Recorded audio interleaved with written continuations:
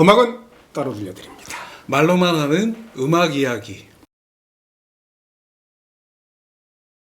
지난 시간에 마지막으로 이야기했던 그 미국의 피아니스트 설리반 포트너의 작년 앨범 중에서 아름다운 발라드였죠. 트레스 팔라브라스라는 곡을 이야기를 했었는데요. 트레스 팔라브라스, 영어로는 three words, 우리말로는 세 개의 단어. 당신을 무척 사랑합니다. 뭐 이런 아주 로맨틱한 그런 곡이었는데요. 쿠바를 대표하는 작곡가라고 해서 오스발도 파레스라는 작곡가가 1940년대에 작곡한 곡인데요.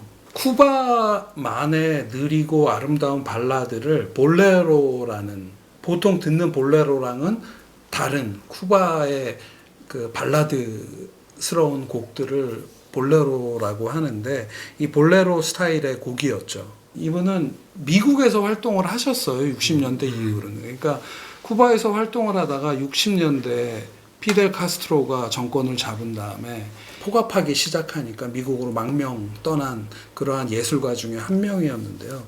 이분이 되게 특이한 게 악보를 읽거나 쓰거나 할 줄 몰랐대요.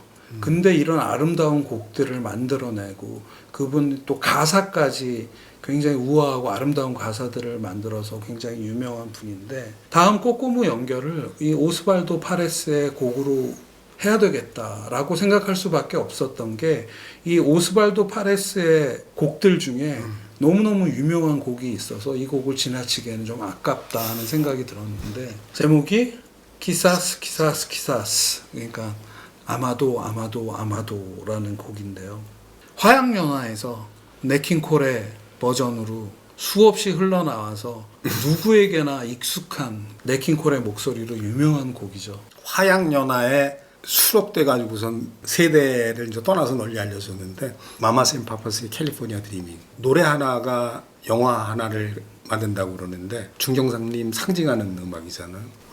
그 왕가이가 음악을 엄청난 매니아인 것 같고, 그 음악을 자신의 영화에서 딱 인상 깊게 쓰는 그러한 능력은 세계 최고라고. 세계 최고의 정말. 예. 이 키사스는 자기가 사랑하는 사람한테 계속 구애를 하는데, 그 구애를 받는 사람이 애매한 상태를 띠니까 거기에 이렇게 안달이 나고 그러한 마음을 노래하는 건데, 제가 가사를 요번에 한번 좀 봤는데, 도입부 가사가 이래요. 언제 어디서 어떻게 할 건지 내가 당신에게 물어볼 때마다 당신은 언제나 내게 이렇게 대답하죠. 아마도. 그렇게 하루하루 날들은 흘러갔고 나는 점점 절망해 가는데 당신은 여전히 대답하네요. 키사스. 이러한 정서를 가진 노래인데, 제가 235번째 꼬꼬무로 연결한 키사스는 이탈리아의 피아니스트입니다. 요즘 이탈리아에서 가장 잘 나가고 인정받는 피아니스트 지오바니 구이디가 그의 트리오와 함께 연주한 버전인데요. This is the Day라는 앨범이고요. 2014년 연주를 담아 15년에 발매된 앨범인데, 그 앨범에 담긴 키사스로 연결해 보겠습니다. 저도 김 감독이 이번에 소개한다고 그래서 처음 들었어요. 정말 좋습니다. 그리고 재즈 관심이 있어서 처음 들으시는 분들은 노래를 갖다가 어떻게 재즈 뮤지션들이 자기 감성으로 해석을 하는지, 그렇죠. 이게 놀라워요. 한번 이 곡 정말 들어보셨으면 좋겠어요. 뒤에 그런 이야기를 이제 원고에 담아놨었는데, 우선 이 피아니스트로부터 이야기를 시작하면 지오바니 구이디 1985년생이고요. 그러니까 지금 뭐 한 40대 초반, 41살, 2010년대 초반에 유럽을 대표하는 재즈 레이블인 ECM과 계약을 하면서 지금까지 많은 앨범을 내면서 왕성하게 활동하고 있는 피아니스트이고요. 그러니까 이 앨범 This is the Day는 2014년 앨범이니까 그가 ECM과 계약을 하고 두 번째 앨범을 냈는데, 그 앨범에 담겨 있는 곡이 이 키사스인데, 연주할 때 나이가 29살이에요. 10대 시절부터 두각을 나타냈다고 하고, 누군가 알아봐야지 이 아티스트가 크잖아요. 이탈리아를 대표하는 재즈 뮤지션 트럼펫터 엔리코 라바가 지오바니 구이디의 재능을 딱 발견을 하고 자신의 밴드의 피아니스트로 기용을 해서 이제 같이 앨범도 내고 그러면서 이 지오바니 구이디는 본인의 리더 앨범도 내면서 이렇게 성장해 온 거죠. 2011년에 ECM과 딱 계약을 하면서 이 피아니스트의 어떤 그레이드가 한 단계 상승하는 계기가 됐고 2015년에 이 앨범을 냈는데 저는 이제 그 몇 년 후에 처음 들었는데 아주 좋아한다를 떠나서 이 피아니스트의 아까 말씀하신 것처럼 어떤 곡이나 이런 유명한 스탠다드를 자기화하는 능력은 엄청난 사람이구나. 물론 혼자 하는 건 아니죠. 베이스, 드러머 같이 트리오로 연주하기 때문에 다른 뮤지션과의 그런 어우러짐이나 이런 것도 아주 훌륭한. 그러니까 이 이탈리아 출신의 재즈 피아니스트라고 이야기를 생각을 해보면은 재즈 본고장인 미국 피아니스트들도 넘쳐나는데 뭐 그렇게 대단할까 그런 생각이 들고요. 유럽 감성이 워낙 뚜렷한 ECM에서 연주여서 그런지 이 지오바니 구이디의 피아노를 들으면은 뭔가 다른 여타의 피아니스트들과는 좀 질감, 어떤 결이 다르다 이런 거를 분명히 느끼실 수 있고 아마 그런 거 말씀하신 거라고 생각이 드는데 유럽 재즈이기 때문에 그 특유의 차분하면서도 굉장히 지적인 그런 감성을 가지고 있어. 그리고 거기다가 이 지오바니 구이디만의 자기만의 어떤 서정성 이런 게 담겨 있어서 좀 다르다 하는 거를 좀 느낄 수 있는데요. 그러니까 우리가 보통 서정적이라고 이야기를 하면은 딱 떠오르는 어떤 그런 음악의 이미지가 있잖아요. 근데 이 지오바니 구이디가 드러내는 서정성은 뭔가 좀 질감이 달라서 좋다 하는 생각이, 그러니까 확실히 다른 어떤 그런 서정성을 연주하고 있는 그런 피아니스트라고 생각하고요. 감정을 드러내잖아요, 음악을. 그러면 감정적으로 굉장히 그 진폭이 크지 않다고 생각하고 굉장히 플랫하게 연주를 하는데 뭔가 슴슴하게 오는 그런 매력이 냉면만. 있다고. 예. 변화 없어. 네. 이렇게 근데 이렇게 쫙 하고 밀려와요. 예. 그러니까 맨 처음에는 이렇게 뭐 이렇게 오나 했는데 조금 지나다 보면 그냥 물결 안 보이는 뭐 이 큰 파도라고 하니까.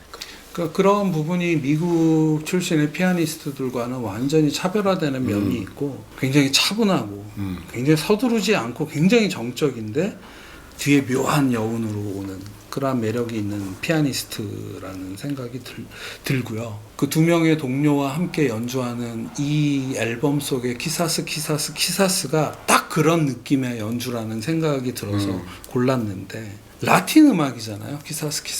키사스가 얼마 전 모자무사라는 드라마에서 여주인공이 얘기를 하던데 감정의 덩어리들 뭐 이런 이야기를 하던데 그러니까 라틴 음악 특유로 우리가 기대하거나 들어왔던 감정의 어떤 덩어리들이 느껴지지 않는달까? 뭐 그런 연주인데요. 그러니까 라틴 음악을 들으면서 우리가 생각하는 어떤 그런 그리고 기대하는 감정의 결이 지오바니 구이디라는 피아니스트라는 그런 필터를 거치고 나면은 아주 다른 어떤 모양새가 되는 그런 음악이라고 할 수 있겠고요. 우리가 가지는 선입견 중에 이탈리아 하면은 이탈리아 뮤지션은 왠지 굉장히 감정적으로 우리나라 사람처럼 막 퍼부어 될 것 같은데 이 피아니스트한테는 전혀 통하지 않고 ECM 음악이지만 ECM 음악 중에는 조금 독특한 그런 결을 가지고 있는, 그래서 이 트리오의 음악이 좀 매력적이지 않나 하는 생각도 해보았고요.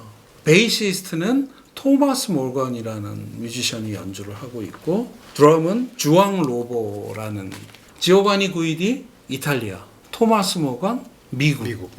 주앙 로보 포르투갈, 이렇게 다국적의 뮤지션들이 모여서 만든 트리오여서 그런지 라틴인 키사스를 연주해도 좀 다른 결의 음악이 나오는 게 아닌가 하는 생각도 해봤는데요. 이 트리오가 마음에 드는 거는 피아노가 주인공이 되고 베이스와 드럼은 상대적으로 소극적으로 연주해도 되는 그런 피아노 위주의 트리오가 아니라 토마스 모건의 베이스는 굉장히 든든하달까? 진중하게 그 음악 중간중간을 딱 지켜주고 있고 주앙 로보 이 드러머는 사부작 되면서 바스락 되는 그런 이미지가 떠오르는데 연주되는 중간 자칫 지루해 줄 수 있는 이 서정적이고 잔잔한 연주에 뭔가 이렇게 계속 양념을 더하는 이 세 명이 함께 이뤄내는 인터플레이가 아주 또 훌륭하고, 다른 곡들을 들어보면은 키사스 같은 우리가 기존에 담고 있는 이미지가 없는 이들만의 곡을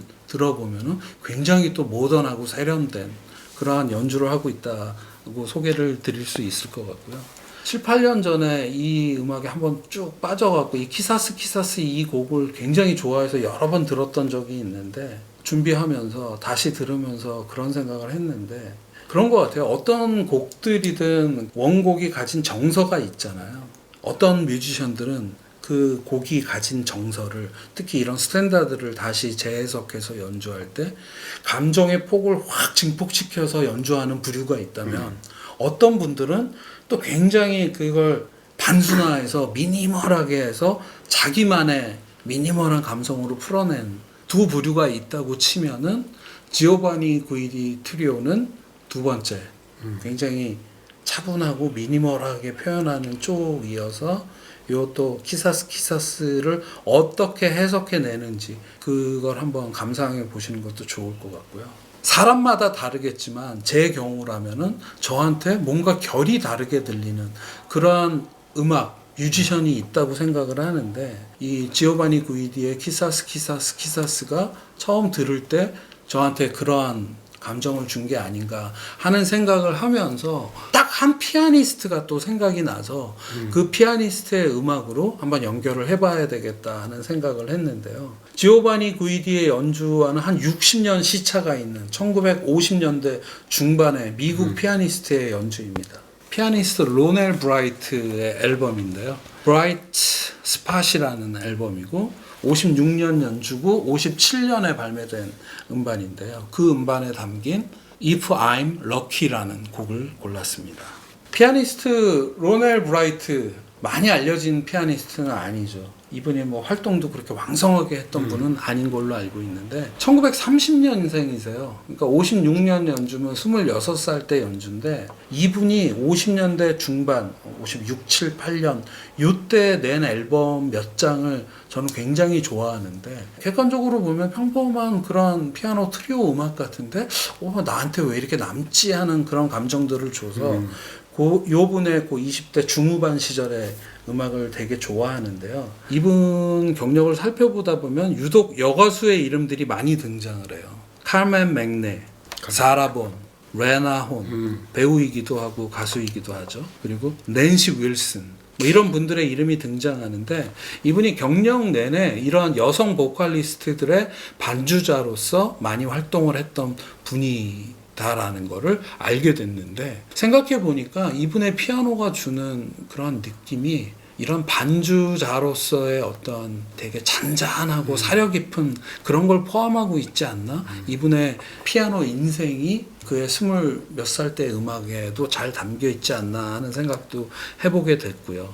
말로 표현하기 어려운, 그렇게 가슴에 들어오는 그러한 잔상이 남는 그러한 연주가 여타의 이분보다 더 훨씬 인정받고 유명했던 스타급 피아니스트들하고 이분이 차별화되는 거고, 이분의 어떤 독특한 특성이 아닌가 하는 생각을 하게 됐죠. 그의 리더로서 첫 앨범이 이 브라이트 스팟이고요. 피아노 트리오인데 피아노와 기타와 베이스, 참여하는 기타리스트가 또 주목을 해야 되는데, 1931년생, 그러니까 이 앨범 녹음할 때 25살에 이제 막 시작하던 거장이죠. 케니 버렐이 기타를 연주하고 있고, 베이스에는 이 두 분보다 한 10살 많은 레너드 게스킨이라는 베이시스트가 함께 연주를 하고 있는데, 결론부터 말씀드리면 이 조합이, 이 세 분의 조합이 아주 만족스럽다. 이 피아노 트리오의 편성은 네킹콜의 킹콜 트리오가 이 편성을 해왔고, 아마드 자말이란 피아니스트도 이런 편성으로 요 당시에 연주를 하고 있었고, 오스카 피터슨도 50년대 초에 요 편성의 피아노 트리오를 연주를 했었는데, 이런 여타의 다른 요 편성의 피아노 트리오와에 지지 않는 이 트리오만의 특징이 있다라고 말씀드릴 수 있는데, 특징을 한마디로 표현해봐라 하면은 우아하다. 이 세 사람의 조합이 주는 그런 안정감은 우아함이다 뭐 이런 생각을 하고 어떤 품격까지 느껴지는 그러한 생각이 드는데 이분 경력 보다 보니까 줄리아드 출신이더라고요. 그러니까 클래식 피아노를 전공했던 사람이고 오늘 고른 If I'm Lucky라는 연주를 들으면은 아 이분은 어떤 사람이었을 것 같다까지 이렇게 생각이 나아가게 되는 그러한 굉장히 우아하고 안정적인 연주다라는 말씀을 드리고요. 곡에 대해서 좀 설명을 드리면 1946년도에 20세기 폭스사에서 동명의 영화가 있었대요. If I'm Lucky라는 영화가 있었는데 그 영화 속에 타이틀곡이 이 곡인데요. 영화 개봉 당시 그러니까 46년에 가사 있는 버전으로 페리 코모가 부른 버전이 있어요.